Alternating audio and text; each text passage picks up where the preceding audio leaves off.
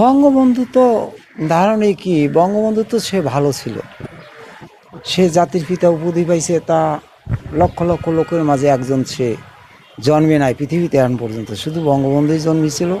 উনি ছাত্র জীবন থেকেই রাজনীতি, সেই ওনার রাজনীতি ওনার জীবন গেছে, ওনার এন্টার ফ্যামিলি ধ্বংস হয়েছে এই রাজনীতিতে। এখন এই ধ্বংসের মূল কারণ এগুলি তো আমরা বলতে পারবো না কেন কিসের জন্য ধ্বংস হয়েছে। এক একজনে এক এক কথা বলে। এই তার আমার মতামত কি, ভালো লোক থাকে না।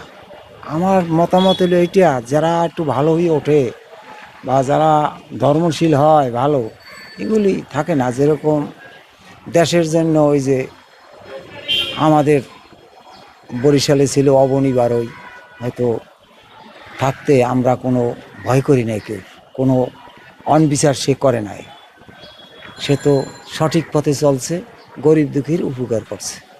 ধারণা করছেন এখন কি বলবো, কিন্তু এই সম্পদ যে ধ্বংস হয়েছে, এই কি আর এই পৃথিবী থাকতে কি আর জোগাড় করতে পারবে?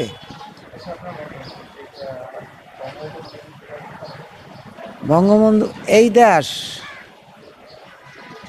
আসলে সংসারের এই বাংলাদেশ লইয়া শেখ হাসিনা একটা সংসার দিয়ে আমি বুঝাই। একটা সংসারে 5টা ছেলে মেয়ে থাকলে 5টা ছেলে মেয়ে ভালো হয় না, কারণ বলছেন, আর 2-1জন খারাপ হয়, 2-1জন ভালো হয়। যদি শেখ হাসিনা সে নেত্রী ভালো, আমার ব্যক্তিগত কথায়, কিন্তু সে যা এই দেশে যা বাইরের থেকে যা আনিয়ে দিছে, এই যেন যদি তাদের যে কমিটির যে উপর মেডেলে বড় বড় অফিসার যারা ছিল, তারা যদি 1000 টাকায় যদি অর্ধেক টাকাও খরচা করতো এই পৃথিবী এই বাংলাদেশে, তাহলে রোড মনে হয় স্বর্ণ না রূপা দিয়ে সব রোড বন্ধনা করিয়ে ফেলতো। এত টাকা সে বাইরের থেকে আসে। তারা মন্ত্রীরা করছে কি, নিজেরা বড় বড় সাহায্যে এক একজনে 10তলা বাড়ি, লন্ডনে বাড়ি, সিঙ্গাপুর বাড়ি, ব্যাংক ব্যালেন্স কোটি কোটি টাকা। কারা ধ্বংস করছে? শেখ হাসিনার ফ্যামিলির লোকে ধ্বংস করছে। কিন্তু শেখ হাসিনা লোক ভালো, বঙ্গবন্ধুও লোক ভালো। আপনি এই পৃথিবীতে একজন লোক জোগাড় করতে পারবেন না যে তার একজনের ডাকে 17 লক্ষ বাঙালি, 7.5 কোটি বাঙালি বা 14 কোটি বাঙালি একজনের ডাকে ঝাঁপাইয়ে পড়ছে তারা প্রাণ দিতে। না, বঙ্গবন্ধু কোনোদিন স্বৈরাচার হইতে পারে নাই। তার চেলাবেলা হইতে পারে, তার বংশের 5টা সন্তান থাকলে তারা হইতে পারে, কিন্তু সে গার্জিয়ান কোনোদিন স্বৈরাচার হয় নাই। বঙ্গবন্ধু সঠিক, তারপর সৃষ্টিকর্তার আশীর্বাদ ছিল না, এই বাংলাদেশ স্বাধীন হয় না। বাংলাদেশে আজকেও বোম পড়তো। যদি পুরান ইতিহাস কেউ জানে তাহলে সে বলবে, ইন্দিরা গান্ধী যদি এই দেশের লেগে, যদি বঙ্গবন্ধুর লেগে আর এই দেশের লেগে যদি ইন্দিরা গান্ধী একটু মাথা না ঘামাইতো, এই দেশে এখনও বোম ফুটতো।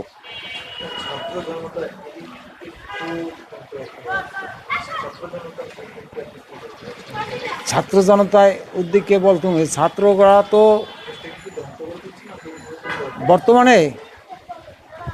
বর্তমানে এখন কথা বললে কিনা অ্যারেস্ট হয়ে যায় না, কি হয়, এটা তো ভয় লাগে। হ্যাঁ, আমরা সাধারণ মানুষ, তো আমরা তো সাধারণ মানুষ, আমরা চাষি, আমরা খুব কষ্টে আছি, যেটা ভাষায় ব্যক্ত করতে পারবো না। চুরি ডাকাতি আরম্ভ হয়ে গেছে, যা ভাষায় ব্যক্ত করা যাবে না।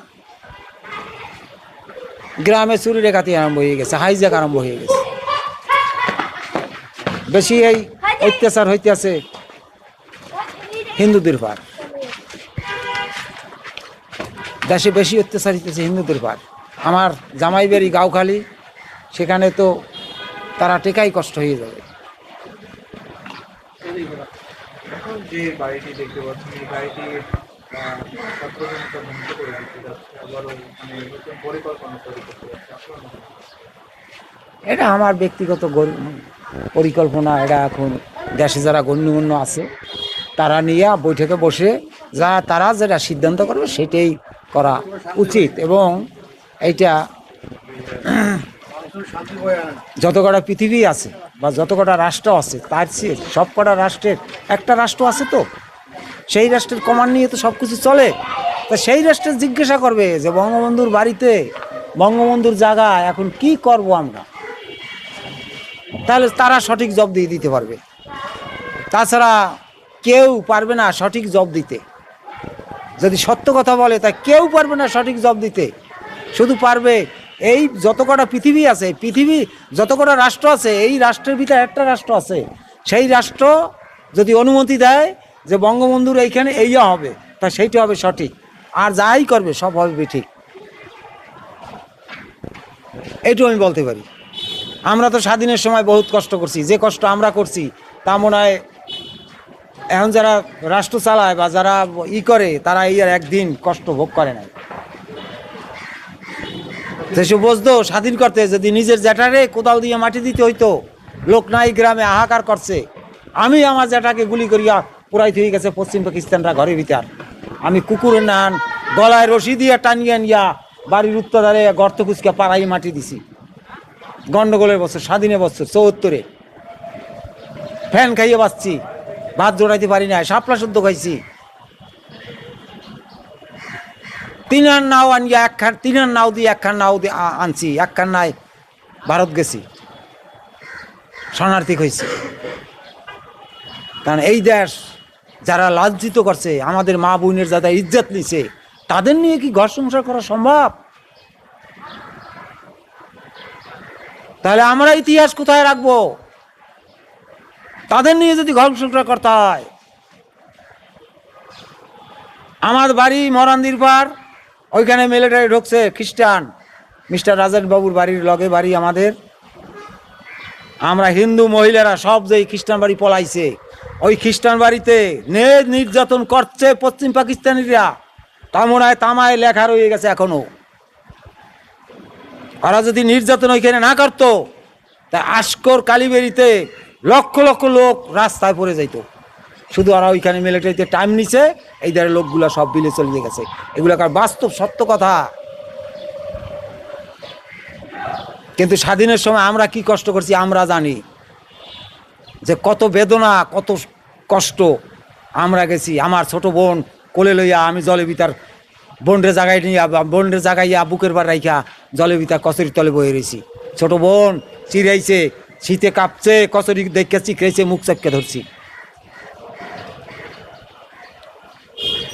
এত মৃত্যুর শয্যায় আমরা চলে গেছিলাম তখন। তখন যদি, এটা সত্য কথা, তখন যদি ইন্দিরা গান্ধী হেল্প না করতো, তাই এই দেশ কোনোদিন স্বাধীন হইতো না, এখনো বোম পড়তো। এটা বলতে হবে। এই দেশ স্বাধীন হয়েছে ইন্দিরা গান্ধীর হুমকিতে, না এই দেশ স্বাধীন হইতো না। যখন পশ্চিম পাকিস্তানে ওই যে অষ্টম নৌবহর পাঠাইছে, সিংহের মুখ দিয়া পাঠাইতেছে অষ্টম নৌবহর, তখন ইন্দিরা গান্ধী বলছে তুমি আসো, আমি নবম নৌবহর ওই যে সিংহের মুখে দাঁড় করাইছি, তুমি আসো। তখন তো সেই জাহাজ ফিরে যায়। সেই জাহাজ যদি এই দেশে ঢুকতো, এই দেশ তামা হয়ে যাইত। তা এই সমস্ত প্রতিদান বা এই সমস্ত কল্যাণ যে করছে, তার স্মরণীয় নাম থাকবে এই পৃথিবীতে। যতই মুছুক, গণেশ পাগলার নাম আর জীবনে কেউ মুছতে পারবে না। গণেশ পাগলা হয়েছে একলা, 365 বিঘার সম্পত্তির মালিক একলা, লক্ষ লক্ষ কোটি কোটি লোক যায় সেই পাগলের মেলায় কদমবাড়ি। সেখানে 1 কোটি টাকার উপরে ওঠে শুধু যা দক্ষিণা দেয় তাই। তা বঙ্গবন্ধু সেরকম গণেশ পাগলার না খান। এই পৃথিবী থাকতে বঙ্গবন্ধুর নাম এই পৃথিবী থাকতে কেউ মুছিতে পারবে না, যতই মুছুক। বঙ্গবন্ধুর নাম কত সুন্দর। কালকে যে বাচ্চাটা হবে সেই